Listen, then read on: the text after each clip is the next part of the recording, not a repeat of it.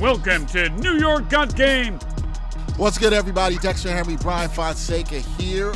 We, throughout the offseason with the Knicks, which was a very interesting offseason, Bryan, because the Knicks got rid of their head coach in Tom Thibodeau. They hired a new head coach in Mike Brown.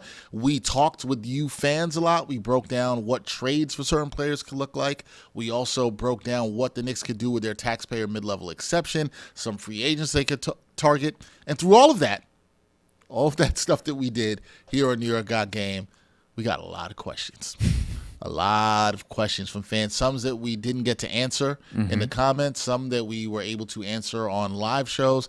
But what our wonderful producers here at the New York Post have done is they've put a lot of these questions together. So what we're doing today is a Knicks mailbag where we're going to answer some of your questions that you've had throughout the offseason for myself and Bryan, and we're going to try to answer them as best as possible. So we're going to get this thing tipped off. We're going to start with Javer Stubs 7809, who sent us this. He said the job of a coach is just not to put your players on the floor, but he or she should develop other players and use their skill set in your team chemistry. Tibbs didn't do that. Mike Brown will use his rotation and develop his young players. Okay, strong commentary there from Javer Stubs. And look, did I miss the question? Not a question. It was just a statement. We'll say. But I guess the question, here's a question out of that. Sure. He's making a statement here. Yeah. He's saying that he believes Mike Brown is going to use his rotation and develop his young players in a way that Tom Thibodeau did not. Do you think that's the case? I mean, that's why they hired him, to be honest with you. So what you're saying is it better be. It kind of has to be. Yeah. That was the whole point. Like, that was the whole point of doing this. And them saying, hey, this is a championship-level roster, which is something that I keep going back to. Yep. Like, on the press release, when Tom Thibodeau got fired, and the idea was they're going to hire somebody with new ideas, fresh ideas, probably somebody, and we heard this from different reporters, Stephen Bonnie included, who said, like, yeah, going deeper would be recommended. It's kind of how it was phrased, in other words, right? So this coach, and now we know it's Mike Brown, had to be able to do that. So I think it's a necessity to go 10 deep, to develop young players. I think Dadier especially is probably the one I'm looking at to maybe take a step forward, because I could see an NBA role player there who can potentially play in a playoff series, like the best version of what he can be in terms of a potential multi-positional defender, in terms of what he can add in terms of offensive versatility and positional versatility. Tyler Kolek, we'll see. He had some summer league moments. He had some moments that were great, and he had some moments that were not so great. Yeah. But, I think there's if he's a year away, then okay. I don't know if you have another year, but there's a version of him that the floor is like, okay, he's a really good playmaker. He can shoot a little bit.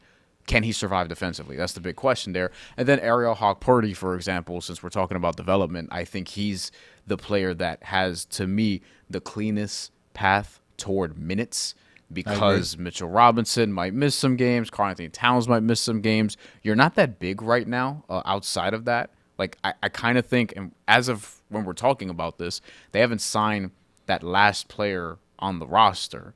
And I know that they're targeting ball handling, as Stephen Bonnie mentioned to us. I kind of do think you should look for a big, like, just in case you decide to go double big, and then Hawk-Purdy's the backup, and who's behind him. Like, your Gershon Yabusele's not really a 5. So I do think, though, to answer the question, or to answer your question off of this comment, I think that depth and playing young players, giving them an opportunity, a real opportunity, will be an emphasis for Mike Brown. Yeah, I think it's going to be an emphasis. I think he's going to do it because that's also been his nature. We saw him do this recently in Sacramento. I think he's going to want to do that. I think the Knicks, one of the things I've been saying from the time they let Tom Thibodeau go, they deserve credit for saying, hey, this is a part of our philosophy that actually has to change. Like, we have to change this. One, I think it's imperative that you do play deeper in the NBA now. I don't think you can go with 7-8 deep. Some people say, oh, you still can, and, trust 7, what is it, trust 8, play 7, all that other stuff. I mean, people have had other outdated takes, too, like you can't win with a scoring point guard. We've seen that disproven. This can happen, too, here. So I'm not locking into that. I think you need coaches that are more malleable, to take a word from our friend Kavitha Davidson, who sat here with us during the watch-alongs.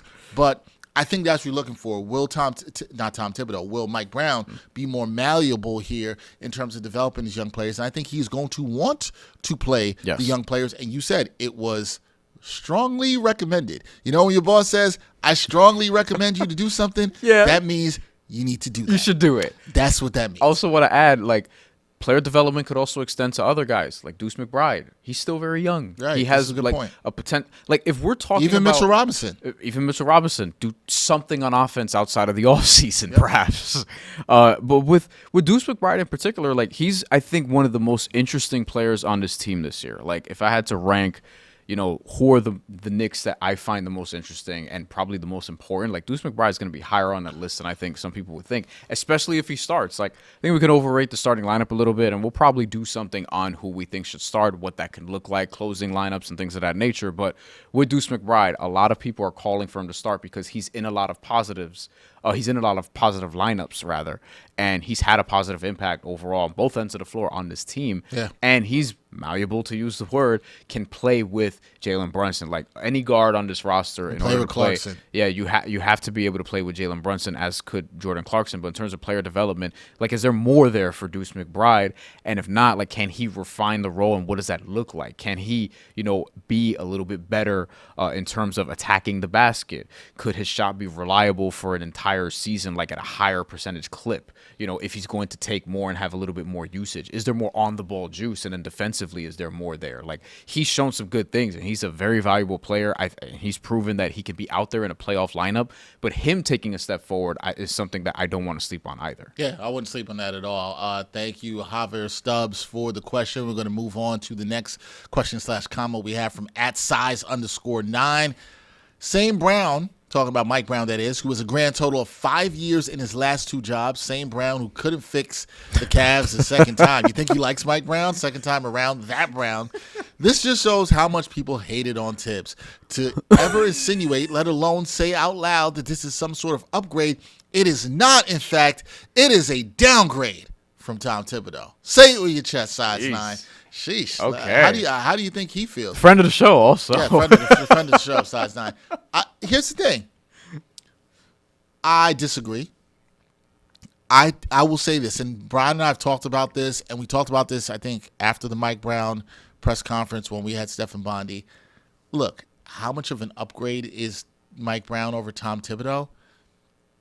You can argue either way who think is a better coach. We'll see, ultimately. I do think there is proof in the pudding of which coach is more malleable, to use my word. And I think what happens here, and then I would love to hear what you think about this, I think people think it always has to be this grand thing that is a great upgrade when you're going from one coach to the next. Like, oh, like somebody actually hit me up about this, and they said, well, the Knicks hired Mike Brown, but they didn't get themselves a championship level coach. I'm like, well, who was that out there that they were going to get? I mean, you could go and tell me Mike Budenholzer. Do you want him?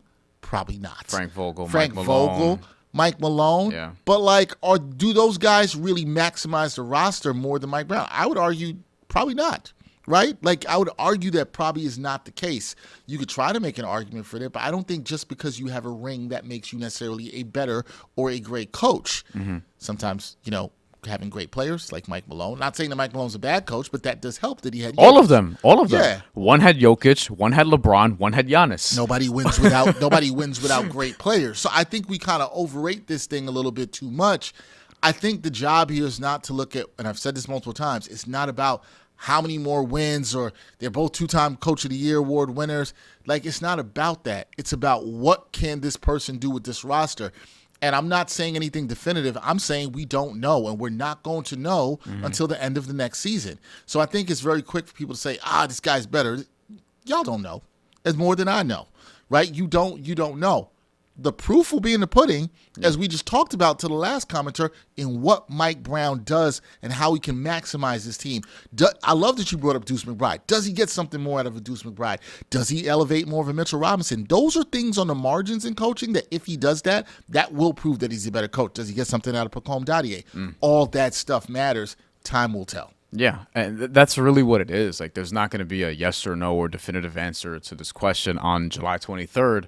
Maybe you're watching this on July 24th or 25th or 26th, but until we get, like... You didn't get an answer then either. Like, honestly, we're not going to know until 8-9 months from now. Like, it kind of depends on how this goes. Like, Mike Brown's ultimately going to be judged on the playoffs. Unless the regular season is going so poorly that things have to like really change, but that's really it. Like if they're 40-14, like leading up to the trade deadline, no one's gonna look at that and be like, "Yo, Mike Brown's awesome." They're gonna say, "Well, we'll see in the playoffs," because you're 40-14.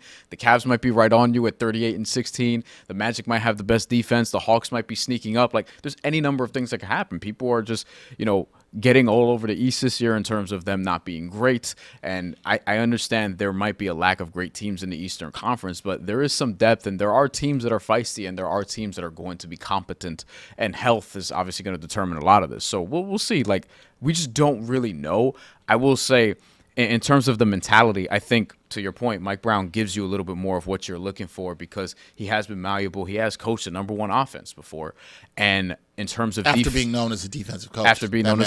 Coach. Yeah, like that's a testament to the malleability. Now, Tibbs also coached a very good offense after being known as a defensive coach, as we saw this past year, even when the defense took a step back. So a lot of this may also just be out of Mike Brown's hands, and a lot of it just might come down to the roster. And the roster, we still need to see if this roster actually gels when it matters. Like, really, really gels. Yeah, like Mike Brown has an impact, but I say this all the time, players also have agency, and they have to be the ones to go out there and get the job done. So I definitely don't. What I will definitively say to size_9 is I definitely do not think it's a downgrade.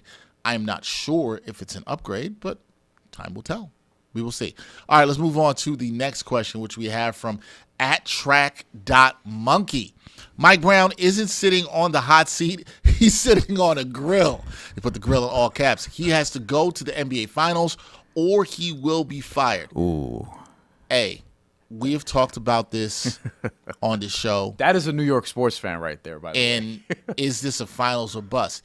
Now, I will say that you're adding another caveat here because we talked about this with Stephen Bondi, that is, and we're like, well, what is finals or bust, right? Like, what is the accountability if there's a bust? Like, what does bust mean? Yeah, what does bust really mean? Now, definitively here, this comment is like fired. Bust means you don't get to the finals, you're out of here. I think it more matters about how it looks if you don't get to the finals. If the Knicks lose Game 7 of the Eastern Conference Finals to the Cavs on a buzzer beater shot, does that get Mike Brown fired? I don't think so. Sometimes it can in the NBA. You know what I mean? Now, well, if you blew I would say, let me add a caveat. Let's say in that Game 7, they blew a 14-point lead with 2 minutes and 38 seconds to go. We've seen that before. Like, is that what gets them fired? Like, if we can think for a second, right? If just a hypothetical, but like, let's say Kawhi Leonard doesn't hit that shot against Philadelphia and they go on and they end up losing the series, right? Like, we don't know what really happens from there. Maybe Jimmy Butler stays in Philly, maybe not, because it's already like set in stone. They have to see like what happens beyond the Eastern Conference Finals at that point. They probably could have beaten the Bucks, but like we just don't know. I'll say this though, like, again, talking about that press release. The first sentence is, our organization is singularly focused on winning a championship. Like, it's the first thing in that press release. And then right after it says, this pursuit has led us to a difficult decision, blah, blah, blah, firing Tom Thibodeau. And then obviously just like all the accolades. But they use the term championship. And I think, to the commenter's point here, bust may look like a shift in maybe it's roster overhaul, or maybe they just talked out of turn. It kind of, I think how this happens kind of depends. I think how matters. Like, if I don't think they're gonna make this change they did and then fire him next year. It would have to go terribly wrong for them to fire him. It's like if you're the 2 seed and you lose in the first round to the play-in team, play-in team that's 7. Like, if it's not Detroit, because Detroit actually might be better than that this year. But if it's like a Boston without Tatum, or Miami, or something like that, like one of those teams who could finish in the 7th seed, or Philadelphia, for example, like, I don't know what their season is going to look like. But if it's something like that, then yeah, like it may be I don't know if it's going to be a total blow up, but it could be something like that. And I mean, even if you lose in the second round, and let's say it's to Orlando in a 1-4, or Atlanta in a 2-3. Look, we can be honest. That's not a good season. Right. Like those are situations. I think you can lose. I think Mike Brown has to get him back to the same point they were at a minimum. If he loses there in a tough kind of way, I think he will be fine. Yeah. If he loses in any of the other scenarios you mentioned, I do not think he will be fine. Yeah. Now, I just want to be focused on some words here.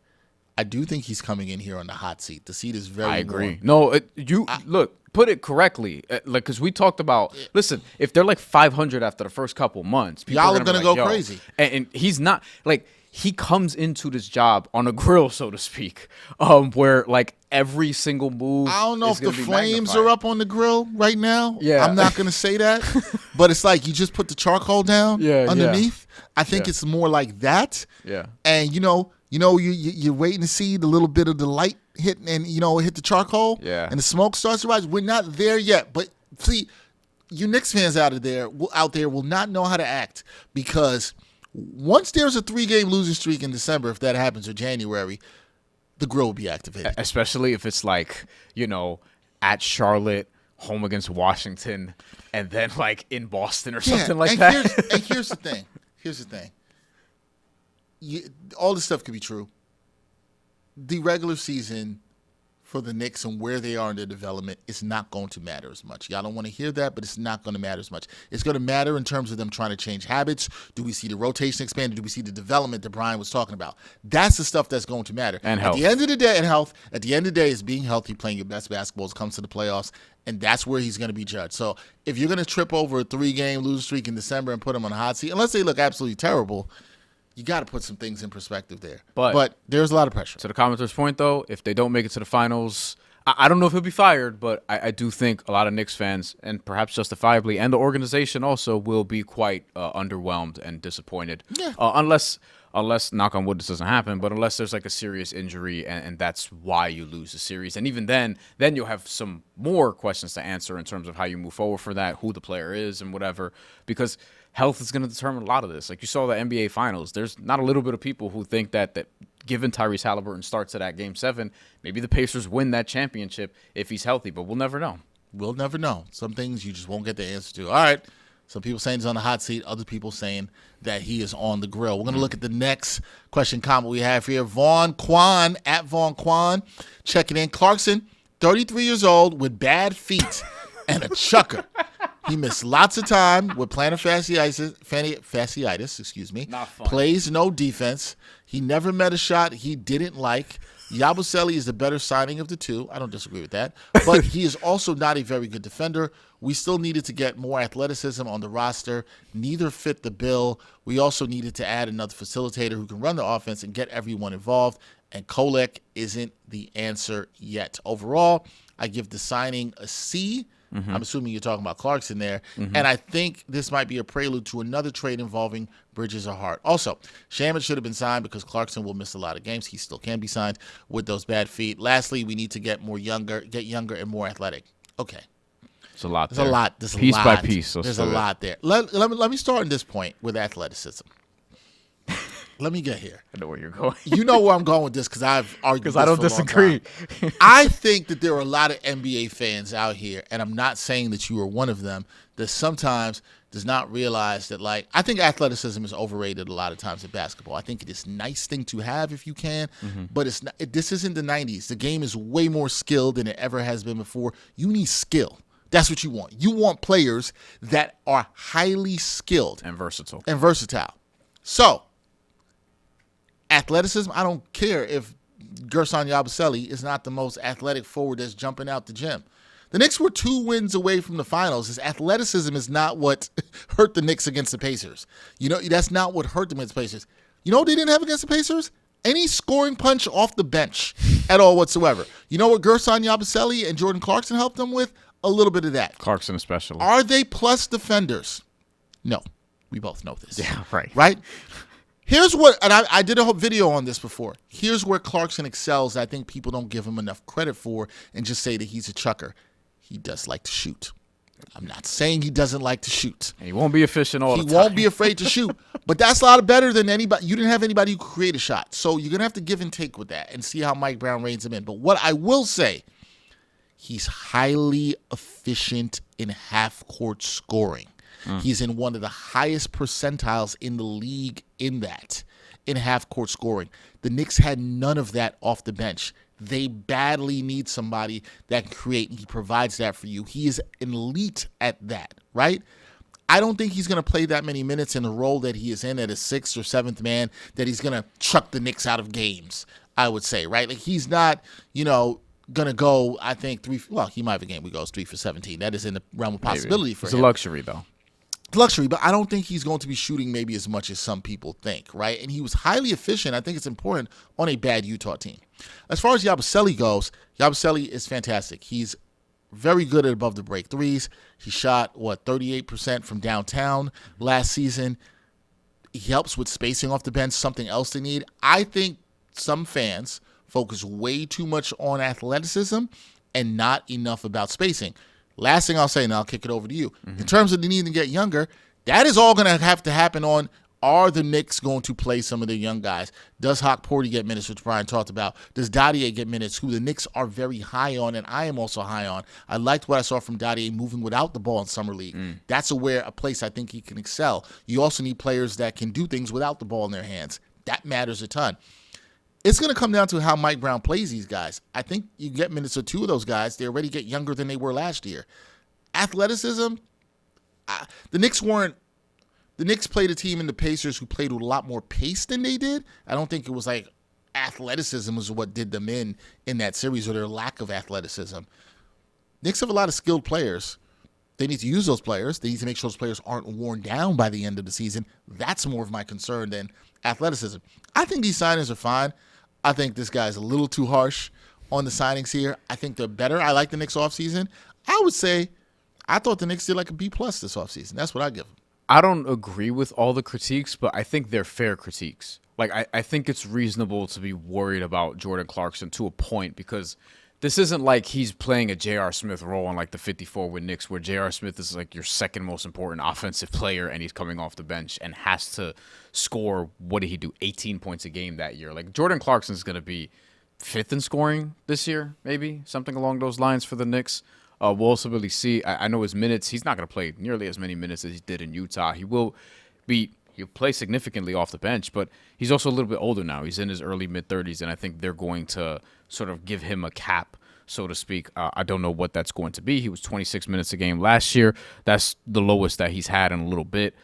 Maybe he's in the mid to low 20s, I think that's reasonable for him. Like, because I also don't think you want to play him with Jalen Brunson that much, Nope. And because of his defensive issues. Right, and because he needs the ball. But if we're talking about how they colored within the parameters of what they could do in the offseason, you got Jordan Clarkson, who's a perennial 6th Man of the Year candidate on a veteran minimum, and you got Gershon Yabusele for a touch less than the taxpayer mid-level exception. So I think those are just great value in terms of what you can ultimately have. Like, Clarkson is going to be a guy who's maybe 5th in scoring, maybe 6th in minutes, something along those lines. Like, maybe not that exactly, but even if it's that's great for a veteran minimum guy.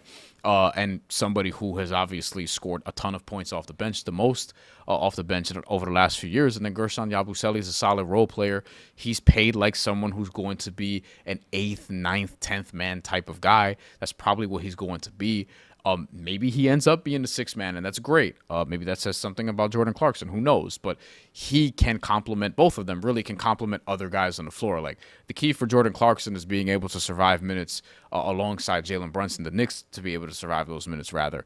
And, for different stretches. And if Jordan Clarkson is closing, maybe he's having a great night. But he's not going to be somebody who closes all the time. Same thing with Gershon Yabusele. He's going to close if he's playing really well, but ultimately you're going to need him for 20 to 25 minutes, maybe 18 minutes. It kind of depends on where they are in terms of using Karl Anthony Towns or, Mitchell Robinson that particular night, or even Ariel Hogporty, for example, or OG Anunoby, who could also miss some games. So, like, there's going to be games where they play big minutes because other guys are out, or because they're playing well, or because you just need them. But for what they got them for, like, these weren't full mid-level exception signings. They didn't move 5 first-round picks for either one. Like, if you're looking at it from that perspective, then it's a little bit different. Then you could look at Jordan Clarkson as what he is. He's more of a luxury shot creator who's gotten better as a playmaker also. His assists per 100 possessions have been a lot better the last 3 years. Yep. And, in terms of the games he missed, I think those are reasonable concerns. But also, I will say, he was in Utah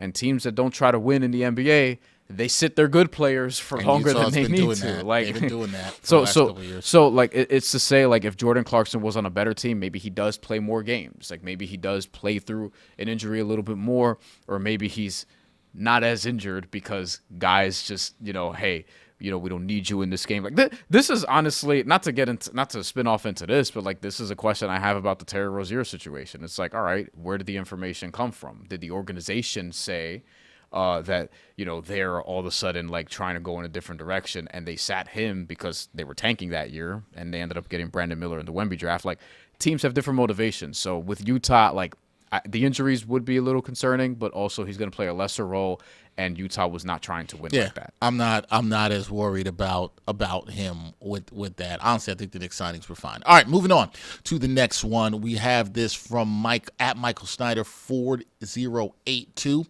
Solid moves, an enforcer in Yabusele, so already we have a much different tone on this one. That also has some offensive value, and Clarkson, who can score and make plays off the bench, giving JB some rest. I still say dump Tucker. PJ Tucker has not been re-signed. And Dadier, okay, and free up $6.3 million. Rose could work something out and bringing another solid bench player. Okay. They don't need to get rid of Dadier, though. Why? Why would you? Financially. Okay, for a couple things. Now, he's not untradeable. I mean, it kind of links the last two comments together. Sure.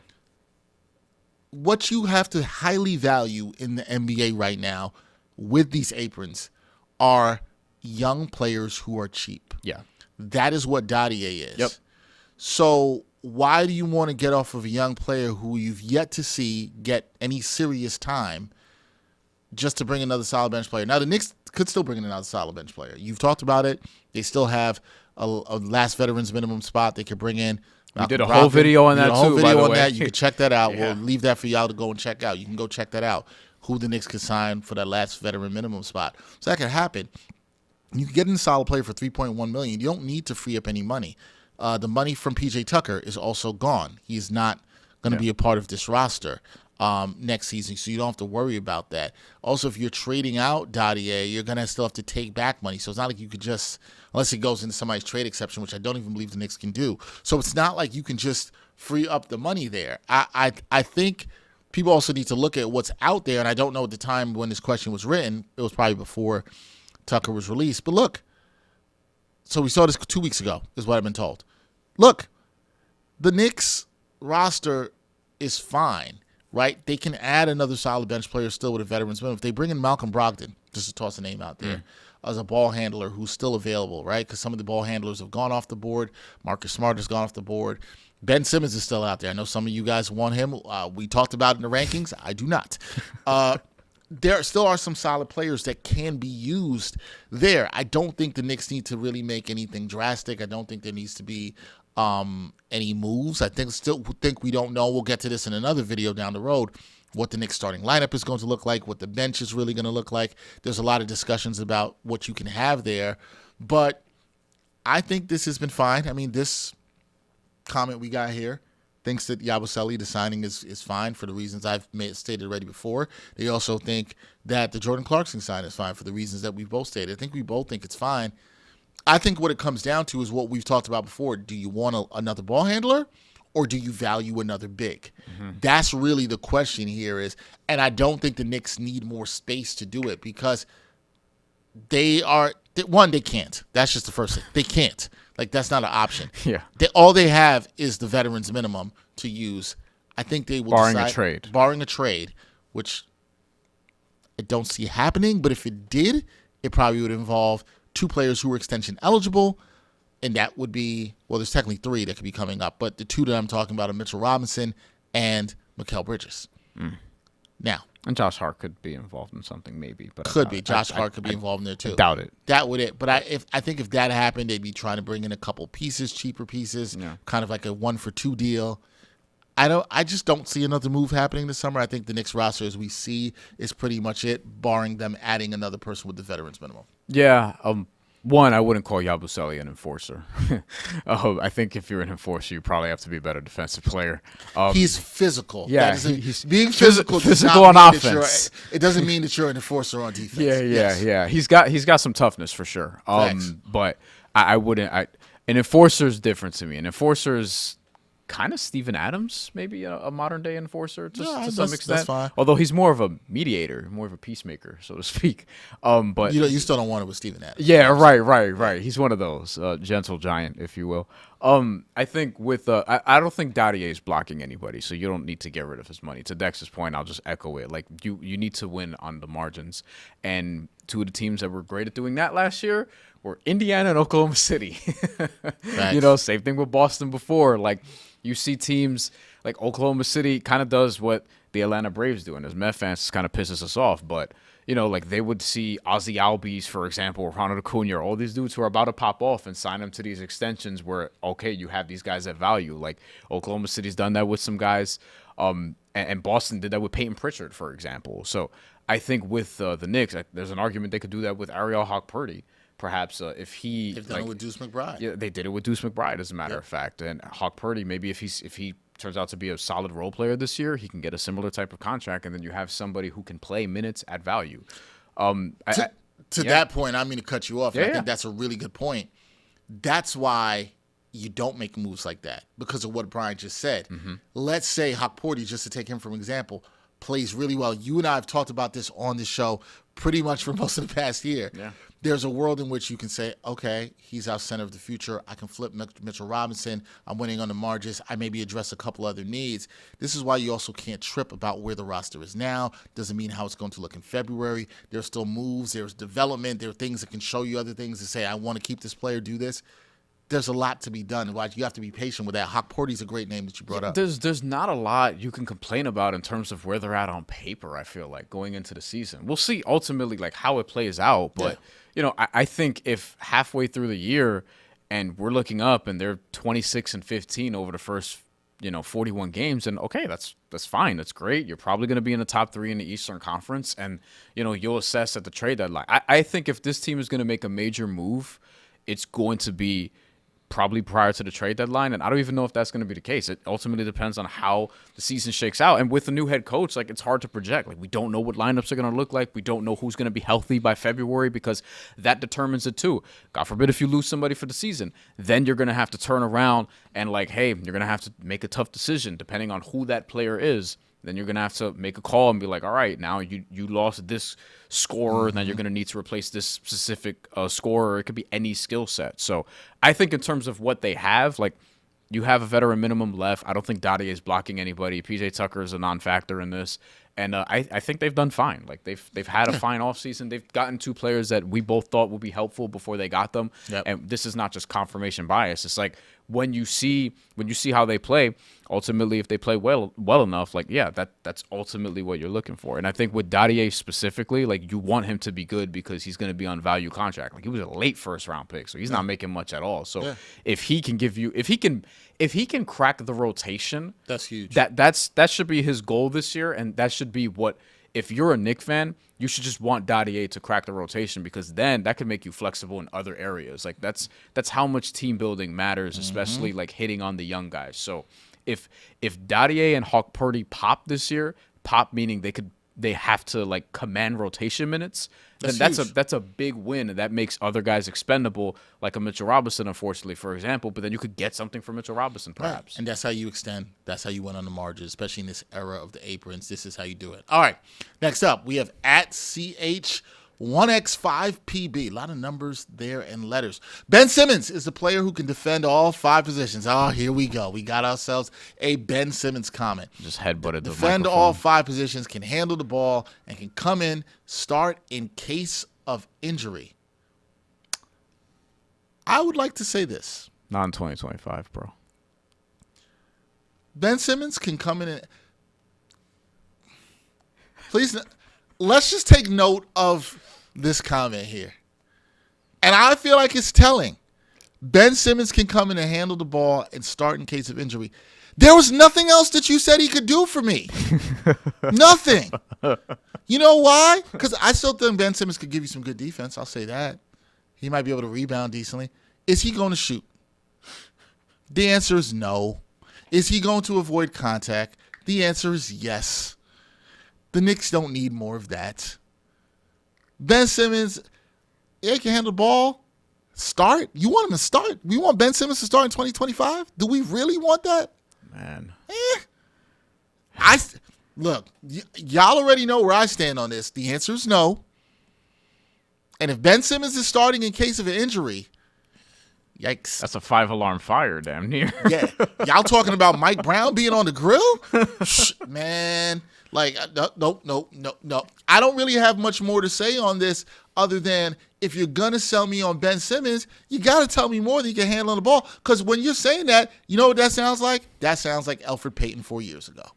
That's what it sounds like. That's maybe worse. I mean, I don't know if Ben Simmons. At least Elfrid Payton was willing to shoot. Yeah, I don't know if Ben Simmons is cooked because he is physically like just not where he used to be, or he's cooked because he doesn't give a shit. Like we don't know. He scored 4 points in 42 playoff minutes, and I think the thing that would be more alarming to you, Dex, is that he took 6 shots in those 42 playoff minutes. That's wild.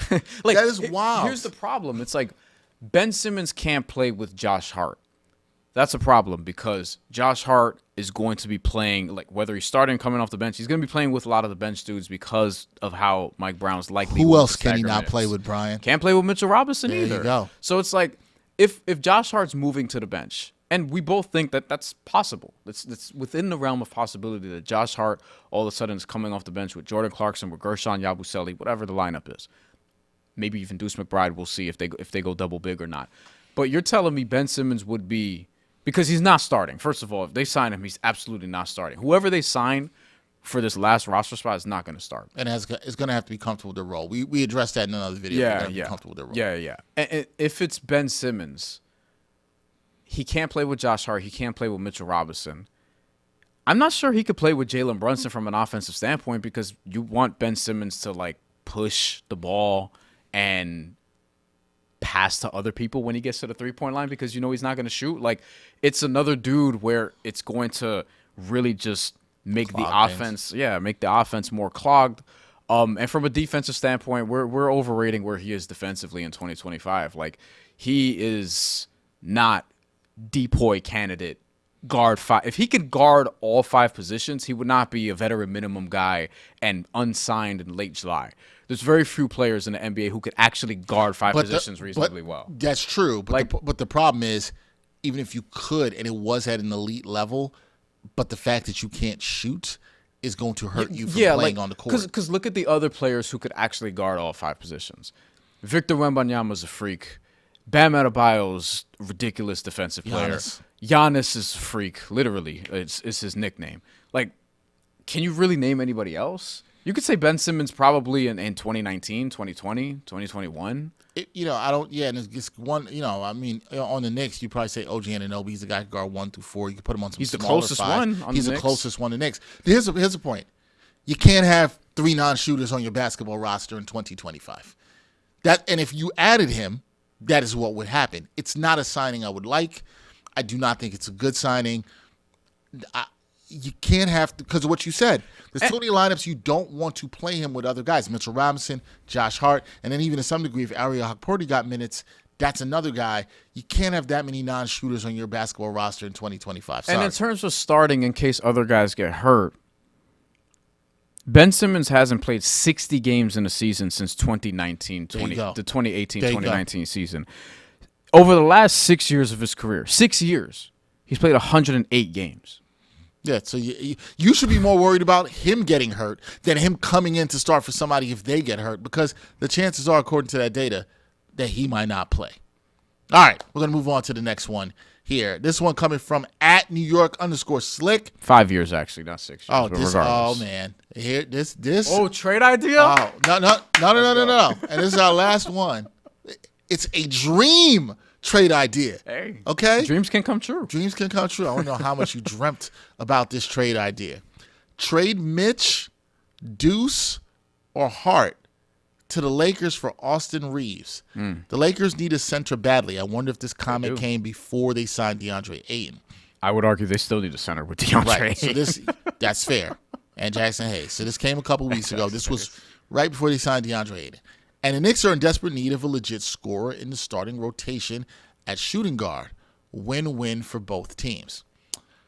Okay. You love this. You love this stuff, man. You love this stuff. I love the you idea. Love talking about trades. Love Here's the the idea. thing. Sometimes we get trades proposed on here, and people are too lazy to use the trade machine. People are too lazy to look and see if this works with the cap. And I get it. You know what I mean? I'm like, you could even put this on 2K if you wanted to. You could do this. I don't know if 2K would take it. They might reject it. I would like to give this person credit. I see what you're looking at, what you're doing. The money's in the neighborhood. The money's in the neighborhood. Probably a little short on the Knicks side, right? The Knicks would have to add a little more. Well, he said trade Mitch, Deuce, or Hart. I mean, it's going to... He said Mitch and Deuce or Hart. Well, Mitch and Hart doesn't work for Austin Reeves. Right.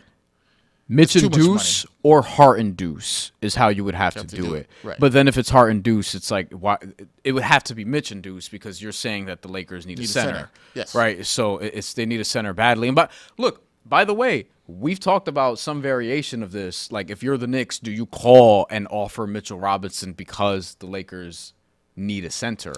And this was pre DeAndre Ayton, but I would say even with DeAndre Ayton, like if he's your only center, I mean. He's not somebody who can play with Luka Doncic, I think, in a seamless way. Like we're gonna have to see how that works. Mitchell Robinson probably like that actually. Oh, and he's a lob threat. That makes a lot of sense for Luka Doncic. And an anchor. But how do you feel about Austin Reeves? I think Austin Reeves is good. I love Austin Reeves. I'm I think he's Reeves fan. Now, here's the catch. Because if you're Mikal Bridges and Austin Reeves is on this team, it's like Mikal Bridges has to get paid. Well, Austin Reeves is also in a contract year. Yep. Austin Reeves is eligible for, it was 4 for $90, I think, the Lakers. He turned it down. And he turned it down because he's going to get 9 figures, most likely. He's going to get more. Like, he turned it down because that was the max that the Lakers could offer because, like, that's just where he was prior to that because his deal before that was on a bargain, and we all knew it when he signed it. Like, Bill Simmons was pissed about the Spurs not, like, trying to offer maybe a poison pill style deal so that the Lakers have to overpay to keep Austin Reeves because we all knew Austin Reeves was good and add value, but his next contract is going to be big. And if any team trades for Austin Reeves, the Knicks included in this hypothetical, you're going to have to give him a healthy extension. Can you do that when Mikal Bridges' extension is going to be on the table? And by the way, like, what are you going to do as it pertains to Deuce McBride's next contract if you want to keep him or potentially Ariel Hawk-Purdy to a lesser extent because he's not going to make as much? Right, and then you so basically the way you're going to have a lot of money tied up. Yeah, and basically what you have to look at this is you still have a decision you would have to make on Mitch. So now you're taking one guy who's extension eligible who wouldn't make as much as Austin Reeves on the open market, and then asking Austin Reeves who you'd have to pay too. Now here's the thing, and this is the one critique I'd have of this trade. This trade would, no doubt, whatever version of it that you would have, would make the Knicks worse defensively. Absolutely would. Yeah, that's true. And this would make them better offensively. And I think sometimes it looks too much about offense. There's too much of a look on that, and there's not balance. I like Austin Reeves. I see what you're saying and how he could elevate the offense. But now you're losing your best big man defender, best interior presence, your best lob threat, and one of your best perimeter defenders who can also knock down the three. Now, Austin Reeves is no slouch on defense. He gives efforts, but he's not Deuce McBride. But he's not, yeah. He's not Deuce. He has his limitations. Austin Reeves is a nice player. He's a much better offensive player than Deuce McBride. It's not even close. Yeah. But you're giving away two of your better defenders. That's the problem. And that's the problem for me here. So while I like in theory this trade, I would have to say no in the short term. I think it would make more sense to try to flip. You like what Hawk-Purdy's playing? If he plays well, try to flip Mitch and move off of that contract and get a couple of pieces that maybe help you a little bit defensively, or you take a little bit of a step back just for some more flexibility. this doesn't give you any flexibility. You actually lose a lot of flexibility you would have in making this trade. Yeah, it makes the roster building tougher because of all the money you're going to have to commit to keep that together. Also, Austin Reeves' fit offensively isn't seamless because, okay, Jalen Brunson's obviously going to have the ball in his hands. Karl Anthony Towns is going to need to get his. OG Anunoby probably wants more of an offensive role. You even mentioned Mikal Bridges. Mikal Bridges, by the way, like that's the one where it's like, all right, now Mikal Bridges is all of a sudden going to be the fifth option, but he's going to be making, I don't know, third option money on his next deal or something along those lines. At least fourth. Like you said, you hit the nail on the head. It makes the team building tough. Like it's just and that's tough. something to think about going forward. Yeah, like conceptually, I get. And Austin Reeves, look, like he can play off the ball, and part of what drew people into him was when the Lakers went on that run to the Western Conference Finals a few years ago. Like you saw LeBron in the playoffs deferring to a very young ass Austin Reeves who was in like his second year, and Austin Reeves was cooking in the playoffs at times. That was early on. That's what ultimately led to him getting the contract, for example. What I'll say as we close is, Knicks, I think Mike Brown is going to try to maximize his offense. I don't think that necessarily means they always need to add another piece to maximize his offense. Maximization could come, as we've been talking about, on the margins. That's something I think they can do. We'll see how that all plays out. But I don't mind the idea. I don't mind the idea. I mind the don't think idea. it was crazy. I don't think it was crazy, and I think there was some thought into this trade. But it's just to explain like why it's a little bit more difficult. Than some may think. I also think too, like to be fair to the Lakers, I think the Lakers would just want more for Austin Reeves. Even though Deuce and Mitch, I think for a lot of teams would be a good trade package. But if you're the Knicks, you're like, we want Deuce and Mitch. Like, yeah. That's part of the thing too. That's why trades sometimes can be hard to, especially in this two-apron world. All right, that is going to do it for this edition of New York Got Game. It was fun going through the Knicks mailbag, seeing your comments, seeing your questions.